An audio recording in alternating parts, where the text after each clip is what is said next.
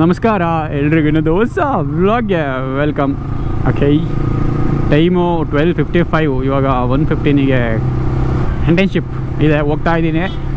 But ಇವಾಗ ನಾನು title ತಮ್ಮೆಲ್ಲ ನೋಡಿರ್ತಾರೆ, ಎಷ್ಟಲ್ಲಿ ಆಲ್ರೆಡಿ ಅರ್ಥ ಮಾಡ್ಕೊಂಡಿರ್ತಾರೆ ಯಾವ ಟಾಪಿಕ್ ಬಗ್ಗೆ ಮಾತಾಡ್ತೀನಿ ಅಂತ. ನಾನು ಇದ್ರ ಬಗ್ಗೆ ಎಲ್ಲ ಮಾತಾಡೋದು ಬೇಡ ಅಂತ ಅಂದ್ಕೊಂಡಿದ್ದೆ. ಆ ಥರ ಮಾತಾಡೋದಿದ್ದರೆ ಹೀಟ್ ಆಫ್ ದಿ ಮೂಮೆಂಟ್ ಇದ್ದಾಗಲೇ ಮಾತಾಡಬೇಕಿತ್ತು.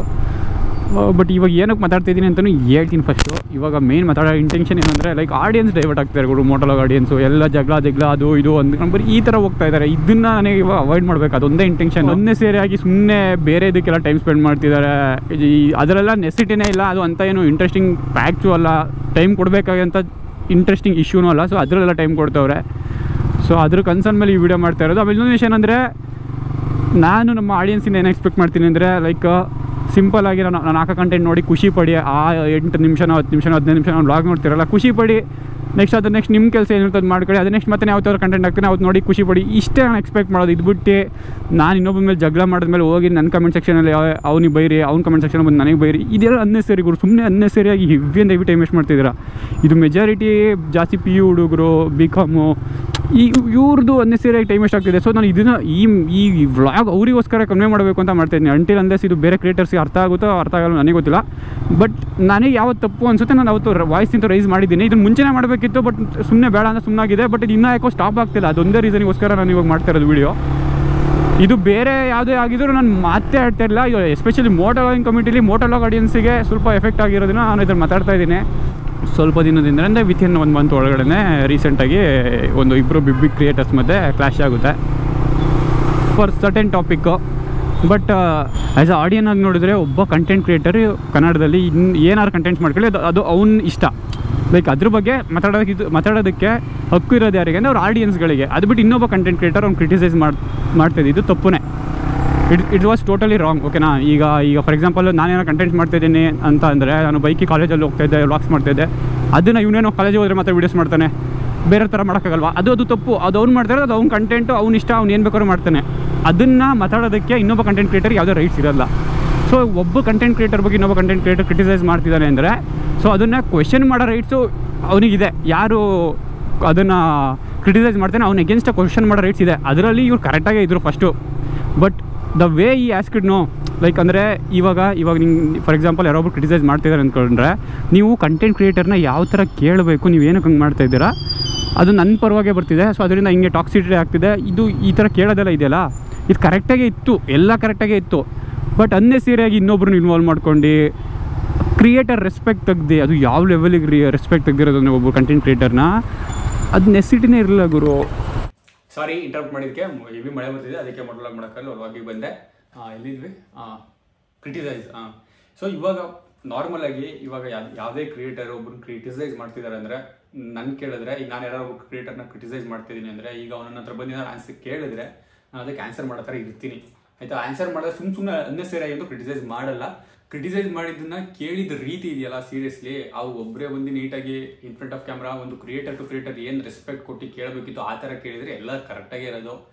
ಅನ್ನೆಸರಿಯಾಗಿ ಸುಮ್ಮನೆ ಇನ್ನೊಬ್ಬರು ಸ್ಟ್ರೀಮಿಗೆ ಕರ್ಕೊಂಡು ಅದು ಏನೋ ಒಬ್ಬರು ಸ್ಟ್ರೀಮಲ್ಲಿ ಒಬ್ಬ ಕ್ರಿಯೇಟರ್ದು ಲೈಕ್ ಶೇಮ್ ಮಾಡಿದ್ದು ಅಂದರೆ, ಲೈಕ್ ಅಷ್ಟು ಜನ ವಾಚಿಂಗ್ ಇದ್ದಾಗ ಅಲ್ಲಿ ಎಷ್ಟು ದೊಡ್ಡ ತಪ್ಪಾಯಿತು ಅಂದರೆ, ಸೀರಿಯಸ್ಲಿ ಅಲ್ಲಿ ಅವ್ರು ಕ್ರಿಟಿಸೈಸ್ ಮಾಡಿಸಿದ್ದು ಅದ್ರ ಮುಂದೆ ಏನಂದರೆ ಏನೂ ಅಲ್ಲ ಅನಿಸ್ಬಿಡ್ತು. ಸೊ ಅಲ್ಲಿ ಹೆವಿ ಮಿಸ್ಟೇಕ್ ಆಗಿದ್ದು ಅಲ್ಲಿ ಮೇಯ್ನು. ಸೊ ಅದಾದಮೇಲೆ ನೆಕ್ಸ್ಟು ಇವ್ರ ಕಮೆಂಟ್ ಸೆಕ್ಷನಲ್ಲಿ ಅವ್ರು ಬೈದಾಡೋದು, ಅವ್ರ ಕಮೆಂಟ್ ಸೆಕ್ಷನಲ್ಲಿ ಇವ್ರು ಬೈದಾಡೋದು. ನಮ್ಮ ಆಡಿಯನ್ಸಿಗೆ ಹೇಳಬೇಕು, ಫಸ್ಟು ನೀವು ಒಬ್ಬ ಕಂಟೆಂಟ್ ಕ್ರಿಯೇಟರ್ ಸಪೋರ್ಟ್ ಮಾಡ್ತಿದ್ದೀರಾ ಅಂದರೆ ಅವ್ರು ವ್ಲಾಗ್ ನೋಡ್ತೀರಾ, ಖುಷಿ ಪಡ್ತೀರಾ, ಎಂಟರ್ಟೈನ್ಮೆಂಟ್ ಸಿಗುತ್ತಾ ಅಷ್ಟೇ. ಅದಾದಮೇಲೆ ಆ ವಿಡಿಯೋ ರಿಲೇಟೆಡ್ ಏನೋ ಕಮೆಂಟ್ ಆಗ್ತೀರಾ, ಅದಾದ್ಮೇಲೆ ಮುಗೀತು ಅಷ್ಟೇ. ಕ್ರಿಯೇಟರ್ ನೆಕ್ಸ್ಟು ಇನ್ಯಾವ ಥರ ವ್ಲಾಗ್ ಥರ ಅವ್ರು ನೋಡಿ. ಅದು ಬಿಟ್ಬಿಟ್ಟು ಅವ್ರು ಇವ್ರ ಜೊತೆ ಜಗಳಾಡ್ತವ್ರೆ ಅಂತ ಸುಮ್ಮನೆ ಅನ್ನೆಸರಿಯಾಗಿ ಇನ್ವಾಲ್ವ್ ಮಾಡೋಕ್ಕೆ ಹೋಗ್ಬೇಡಿ. ಎಸ್ಪೆಷಲಿ ಇನ್ವಾಲ್ವ್ ಆಗೋಕ್ಕೆ ಹೋಗ್ಬೇಡಿ ಹೇಳ್ತೀನಿ. ಅದಾದಮೇಲೆ ಮತ್ತೆ ಏನೋ ಮತ್ತೆ ಕಾನ್ವರ್ಸೇಷನ್ ಎಲ್ಲ ನಡೀತು ಆಫ್ಲೈನಲ್ಲಿ, ಏನೇನೋ ಅವ್ರು ಇನ್ ಪರ್ಸನ್ ಟು ಪರ್ಸನ್ ಏನೋ ಕಾಲ್ ನಡೀತು. ಓಕೆ, ಅದೆಲ್ಲ ಓಕೆ ಗುರು. ಅವರಿಬ್ಬರು ಅದು ಸಾರ್ಟ್ ಆಯಿತು. ಸಾರ್ಟ್ ಆಗಿದ್ದಾದ್ಮೇಲೆ ಒಂದು 2 ಕಡೆನೂ ಒಂದು ಲೈಕ್ ಹಿಂಗೆ ಸಾರ್ಟ್ ಆಯಿತು ಅಂತ ಹೇಳಿದರೆ ಸೀರಿಯಸ್ಲಿ ಇನ್ನೂ ಚೆನ್ನಾಗಿರ್ತಿತ್ತು. ಏನಕ್ಕಂದ್ರೆ ಇವಾಗ ನಡೀತಾ ಇರೋದು ಏನು ಇನ್ಸಿಡೆಂಟ್ಸ್ಗಳು ನಡೀತಾ ಇಲ್ಲ. ಅದಾದ್ಮೇಲೆ ತಪ್ಪು ಎಲ್ಲ ಆಗಿದ್ದು ಅಂದರೆ ಇವಾಗ ರೈಟಾಗಿ ಇವಾಗ ಏನು ಮೂವ್ಮೆಂಟ್ ಮಾಡ್ತಾರೆ ಇವಾಗ ತಪ್ಪಾಗ್ತಿದೆ. ಏನಂದರೆ ಅನ್ನೆಸರಿಯಾಗಿ ಈ ಕ್ರಿಯೇಟರ್ ಫಾಲೋವರ್ಸ್ಗೆ ಅವ್ರಿಗೆ ಹೇಳ್ಕೊಡೋದು, ಅವ್ರು ಬಂದು ಇವ್ರಿಗೆ ಹೇಳ್ಕೊಡೋದು, ಅದು ನೆಸಿಟಿನೇ ಇಲ್ಲ. ಅನ್ನೆಸರಿಯಾಗಿ ಯಾವುದೋ ಬೇರೆ ಕಮ್ಯುನಿಟಿ ಕ್ರಿಯೇಟರ್ಸ್ ಬಂದು ಮೋಟೋಲಾಗರ್ಸ್ ಅನ್ನೆಸರಿಯಾಗಿ ಹೇಟ್ನ ತುಂಬ್ತಾ ಇದ್ದಾರೆ. ಇವಾಗ ಫಾರ್ ಎಕ್ಸಾಂಪಲ್ ಆ ಕ್ರಿಯೇಟರ್ಗೆ ಆಗಿರೋದು, ನೆಕ್ಸ್ಟ್ ಡೇ ಒಂದಲ್ಲ ಒಂದು ಕ್ರಿಯೇಟರ್ಗೆ ಸುಮ್ಮನೆ ಏನು ಇಲ್ಲ ಅಂದ್ರೂ ಕಮೆಂಟ್ ಹಾಕೇ ಹಾಕ್ತೀರಾ. ಸುಮ್ಮನೆ ಹೇಟ್ ಟು ಟಾಕ್ಸಿಟಿ ಜಾಸ್ತಿ ಆಗುತ್ತೆ ಇದು ಕಮ್ಯುನಿಟಿನಲ್ಲಿ. ಎಸ್ಪೆಷಲಿ ಆ ಥರ ಕಿತ್ತಾಡಬೇಕು, ಆ ಥರ ಜಗಳಾಡಬೇಕು ಅಂದರೆ ನಮ್ಮ ಕಮ್ಯುನಿಟಿ, ಕನ್ನಡ ಕಮ್ಯುನಿಟಿಯಿಂದ ಬೇಕಾದ್ರೆ ಬೇರೆ ಯಾರಾದರೂ ನಮ್ಮ ಕನ್ನಡ ಬಗ್ಗೆ ಏನಾದ್ರು ಮಾತಾಡಿದ್ರೆ, ಈಗ ಫಾರ್ ಎಕ್ಸಾಂಪಲ್ ಒಂದು ಸ್ಟಿಂಕಲ್ ಅಂತ ಆಯ್ತಾ, ಸ್ಟಿಂಕಲ್ ಏನೋ ಇನ್ಸಿಡೆಂಟ್ ಆಯ್ತಲ್ಲ, ಸೊ ಆ ಥರ ಹೋಗಿ ಅಲ್ಲಿ ಎಲ್ಲ ಸ್ಟ್ಯಾಂಡ್ ತಗೊಂಡು ಮಾತಾಡಿದ್ರೆ ಅದೊಂಥರ ನಡೆಯುತ್ತೆ. ಆ ಥರ ಓಕೆ. ಅದು ಬಿಟ್ಬಿಟ್ಟು ಇರೋದು ಒಂದು ಕಮ್ಯುನಿಟಿನಲ್ಲಿ ಇಲ್ಲಿಂದೇ ಚೆನ್ನಾಗಿ ಕಾಣಿಸ್ತಾರೆ, ಅದು ಒಂಥರ ಬರೀ ಯಾರು ಕಮೆಂಟ್ ಸೆಕ್ಷನ್ ಓಪನ್ ಮಾಡಿ ಸುಮ್ಮನೆ ಆ ಕಡೆ ಈ ಕಡೆ ಈ ಕಡೆ ಆ ಕಡೆ ಅದೇ ಥರ ಬೈಯೋದು ಚೆನ್ನಾಗಿರಲ್ಲ. ಒಂದು ನಾನು ಏನು ಕಡಿಮೆ ಮಾಡ್ತೀನಿ ಅಂದರೆ ಅನ್ನೆಸರಿಯಾಗಿ ಸುಮ್ಮನೆ ಅದಕ್ಕೆಲ್ಲ ಟೈಮ್ ಸ್ಪೆಂಡ್ ಮಾಡಿಬಿಡಿ. ಎಸ್ಪೆಷಲಿ ಈ ಫ್ಯಾನ್ ಪೇಜು ಅವ್ರು ಎಡಿಟ್ಸ್ ಇವ್ರು ಶೇರ್ ಮಾಡೋದು, ಇವರು ಅವ್ರಿಗೆ ಶೇರ್ ಮಾಡೋದು, ಅವರು ವಾಯ್ಸ್ನ ಇವ್ರಿಗೆ ಶೇರ್ ಮಾಡೋದು ನೆಸಿಟಿನೇ ಇಲ್ಲ. ಬಿಟ್ಬಿಡಿ, ಇಲ್ಲಿಗೆ ಮುಗೀತು ಕಾನ್ಸೆಪ್ಟು. ಇವಾಗ ಪ್ರಾಪರಾಗಿ ಅವರು ಗೇಮಿಂಗಲ್ಲಿ ಅಥವಾ ಅವ್ರದ್ದು ಟ್ರಾವೆಲ್ ಏನಿದೆ ಅವ್ರ ಕಂಟೆಂಟ್ ಏನು ಕೊಡ್ತಿದ್ದಾರೆ ಆ ಕಂಟೆಂಟ್ ಸಪೋರ್ಟ್ ಮಾಡಿ ಅಷ್ಟೇ. ಇಲ್ಲಿ ನಮ್ಮದ್ರಲ್ಲಿ ಮೊಟೋಲಾಗಲ್ಲಿ ಏನು ಚೆನ್ನಾಗಿ ಮೊಟೋಲಾಗ್ ಮಾಡ್ತಿದ್ದಾರೆ, ಬೈಕ್ ರಿವ್ಯೂಸ್ ಮಾಡ್ತಿದ್ದಾರೆ ಅಥವಾ ಟ್ರಾವೆಲಿಂಗ್ ಮಾಡ್ತಿದ್ದಾರೆ, ಅದ್ರ ಪರ್ಟಿಕ್ಯುಲರ್ ಕಂಟೆಂಟ್ ರಿಲೇಟೆಡ್ ಆಗಿಯೇ ಕಮೆಂಟ್ಸ್ ಹಾಕಿ. ಅದ್ಬಿಟ್ಬಿಟ್ಟು ಅವ್ರಿಗೆ ಹೇಟ್ ಮಾಡೋದನ್ನ ಇವ್ರು ಹೇಟ್ ಮಾಡೋದು ಬೇಡ, ಮುಗೀತು ಕಾನ್ಸೆಪ್ಟು ಅಷ್ಟೇ. ಮೇಯ್ನ್ ಕನ್ವೆ ಮಾಡಬೇಕಾಗಿತ್ತು. ಬೇರೆಯವರು ಸುಮಾರು ಜನ ಕಂಟೆಂಟ್ ಕ್ರಿಯೇಟರ್ಸು ಕಂಟೆಂಟ್ ಒಳ್ಳೊಳ್ಳೆ ಕಂಟೆಂಟ್ ಕೊಡ್ತಿದ್ದಾರೆ, ಅದನ್ನ ನೋಡಿ ಅವ್ರಿಗೆ ಸಪೋರ್ಟ್ ಮಾಡಿ. ಅನ್ನೆಸರಿಯಾಗಿ ಇದೆಲ್ಲ ಸಪೋರ್ಟ್ ಮಾಡಬೇಡಿ. ಅಕಸ್ಮಾತ್ ಇವಾಗಲೂ ಒಬ್ಬರನ್ನ ಕ್ರಿಟಿಸೈಸ್ ಮಾಡ್ತೇನೆ ಇದ್ದೀರಾ ಅಂತ ಅಂದರೆ ಲೈಕ್ ನಿಮ್ಗೆ ಗೊತ್ತಿರಬೇಕು ಹೆಂಗೆ ಫೇಸ್ ಮಾಡಬೇಕು ಕ್ರಿಟಿಸಮ್ ಅಂತ. ಇವಾಗ ನಂದು ಒಂದು ಇನ್ಸಿಡೆಂಟ್ ಆಯಿತು, ಲೈಕ್ ಲಾಸ್ಟ್ ಒಂದು ಸ್ವಲ್ಪ ದಿನದ ಹಿಂದೆ. ಅಲ್ಲಿ ಲೈಕ್ ನಾವು ಅವ್ರು ಬೈದು ನಾವು ಬೈದ್ವಿ. ಆ ಹೀಟ್ ಆಫ್ ದ ಮೂಮೆಂಟಲ್ಲಿ ವರ್ಡ್ಸ್ ಎಕ್ಸ್ಚೇಂಜ್ ಆದವು. ಬಟ್ ನಾನು ವಿಡಿಯೋ ಪೋಸ್ಟ್ ಮಾಡಿದ್ದು ಏನಕ್ಕೆ ಅಂದರೆ ನನಗೆ ಜಸ್ಟಿಸ್ ಇರಲಿಲ್ಲ ಅಲ್ಲಿ. ನನಗೆ ಸುಮ್ಮನೆ ಅನ್ನೆಸರಿಯಾಗಿ ಯಾರೋ ಬಂದು ಬೈದೋದಂಗಿತ್ತು. ನನಗೆ ಅವ್ನು ರೀಚ್ ಮಾಡೋದಕ್ಕೆ ನನಗೆ ಬೇರೆ ಯಾವ ರೀತಿ ಆಪ್ಷನ್ ಇರಲಿಲ್ಲ. ಸೊ ನಾವು ವಿಡಿಯೋ ಆಗ್ತಾ ಗೊತ್ತಿತ್ತು ನನ್ನ ಹತ್ರ ಬಂದೇ ಬರ್ತಾರೆ ಅಂತ. ನಾನು ಹಾಕಿದೆ, ಬಂದಾದ್ಮೇಲೆ ಅವ್ನು ಸಾರಿ ಕೇಳಿದ, ನಾನು ಬ್ಯಾಡ್ ವರ್ಡ್ಸ್ ಯೂಸ್ ಮಾಡೋದಕ್ಕೆ ಸಾರಿ ಕೇಳಿದೆ. ಅಲ್ಲಿ ಸಾಲ್ವ್ ಆಯಿತು. ಸಾಲ್ವ್ ಆದ್ಮೇಲೆ ಮತ್ತೆ ನಾವು ವಿಡಿಯೋ ಇಟ್ಕೊಂಡಿಲ್ಲ. ನನಗೆ ಅದರಿಂದ ವ್ಯೂಸು ಅದೆಲ್ಲ ಅಲ್ಟಿಮೇಟ್ ಅಲ್ಲ, ಅಲ್ಲಿ ಏನು ನ್ಯಾಯ ಸಿಕ್ತು ಅಲ್ವಾ. ಸೊ ಅಷ್ಟಕ್ಕೆ ಮುಗೀತು. ಅದಾದ್ಮೇಲೆ ನಾನು ಮತ್ತೆ ಅದನ್ನ ಕ್ಲಾರಿಟಿ ಕೊಟ್ಟೆ, ಇಲ್ಲಿ ಸ್ಟೋರಿಗೆ ಹಾಕ್ಬಿಟ್ಟು ನಿಮಗೆ ಹೇಳ್ದೆ ಹಿಂಗೆ ಆಗಿತ್ತು, ಹಿಂಗೆ ಸಾಲ್ವ್ ಆಯಿತು ಅಂತ. ಆ ಥರ ಒಂದ್ಸಲಿ ಕ್ಲಾರಿಟಿ ಕೊಡೋದ್ರಿಂದ ಸೀರಿಯಸ್ಲಿ ಇಲ್ಲಿ ನಮ್ಮ ಆಡಿಯನ್ಸ್ಗಳು ಜಾಸ್ತಿ ಡೈವರ್ಟ್ ಆಗಲ್ಲ. ಇದೊಂದು ನೋಡಬೇಕು ಏನು ಮಾಡ್ತಾರೆ ಅಂತ ಗೊತ್ತಿಲ್ಲ. ನಾನು ಇವಾಗ ಅವರಿಗೆ ಕನ್ಸರ್ನಿಂದ ಹೇಳಿದ್ರು ಅರ್ಥ ಆಗುತ್ತೋ ಇಲ್ಲೋ ಗೊತ್ತಿಲ್ಲ. ಅದಕ್ಕೆ ಈ ವ್ಲಾಗ್ ಮೂಲಕ ಕನ್ವೆ ಮಾಡ್ತಾ ಇದ್ದೀನಿ.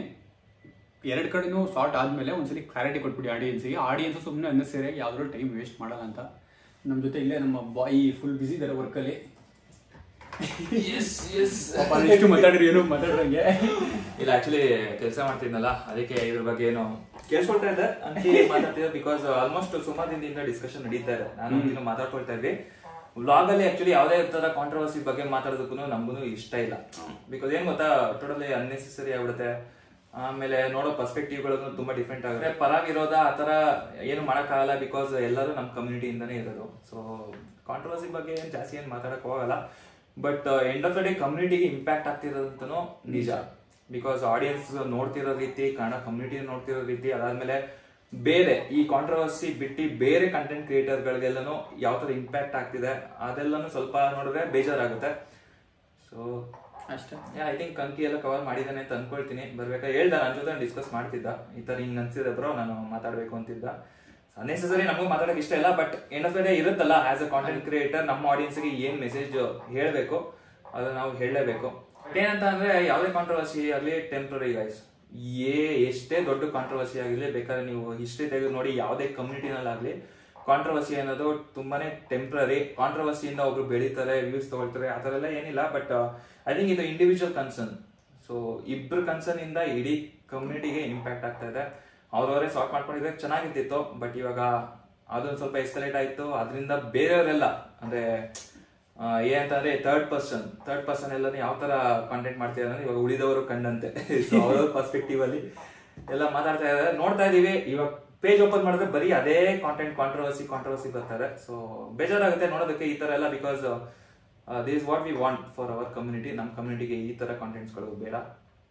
ಸ್ವಲ್ಪ ಹೆಲ್ದಿ ಕಾಂಟೆಂಟ್. ಇವಾಗ ತಾನೇ ಪಾಪ ಎಲ್ಲ ತುಂಬಾ ಜನ ಹೊಸದಾಗಿ ಕಮ್ಯುನಿಟಿಗೆ ಬರ್ತಾ ಇದಾರೆ, ಎಲ್ಲ ಕ್ಯಾಟಗರಿಗೆ ಟಚ್ ಮಾಡ್ತಾ ಇದಾರೆ. ಸಿನಿಮ್ಯಾಟಿಕ್ ಆಗಿರ್ಬೋದು, travelling, motovlogging, gaming. In fact actually gaming ತುಂಬಾನೇ ಬೆಳೀತಾ ಇದೆ.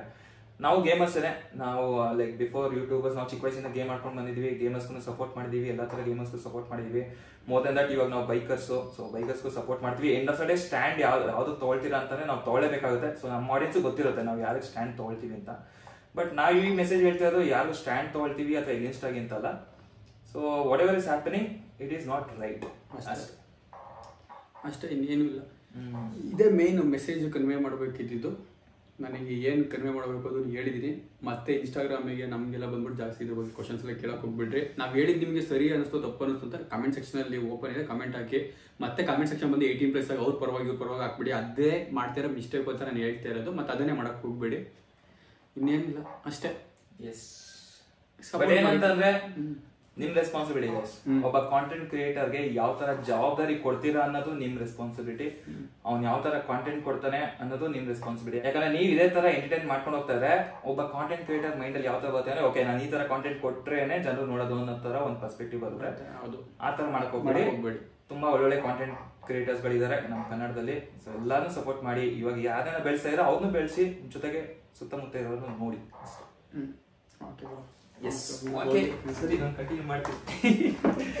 Okay byes. ಆಮೇಲೆ ಇನ್ನೊಂದು ಲಾಸ್ಟ್ ಮೆಸೇಜು, ಇದನ್ನ it's not order or something, it's request ನಮ್ಮ ಕ್ರಿಯೇಟರ್ಸ್ಗಳಿಗೆ. ಯಾರಾದರೂ ಸರಿ, ಲೈಕ್ ಇವಾಗ ನೀವು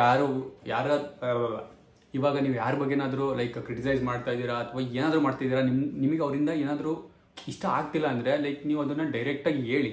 ಡೈರೆಕ್ಟಾಗಿ ಹೇಳಲ್ಲ ಅಂತ ಕ್ರಿಟಿಸೈಸ್ ಮಾಡ್ತಿದ್ರು ಅದಕ್ಕೆ ಸ್ಟ್ರಾಂಗ್ ರೀಸನ್ಸ್ ಇರಲಿ. ಲೈಕ್ ನೀವು ಯಾರೋ ಕ್ರಿಯೇಟರ್ನ ಕ್ರಿಟಿಸೈಸ್ ಮಾಡ್ತಿದ್ದೀರಾ ಅಂದರೆ ನೆಕ್ಸ್ಟ್ ಅವ್ನು ನಿಮ್ಮನ್ನ ಕೇಳಿದ್ರೆ ನಿಮಗೆ ಆನ್ಸರ್ ಮಾಡೋಂಗೆ ಇರಬೇಕು, ಅವಾಗ ಮಾತ್ರ ಕ್ರಿಟಿಸೈಸ್ ಮಾಡಿ.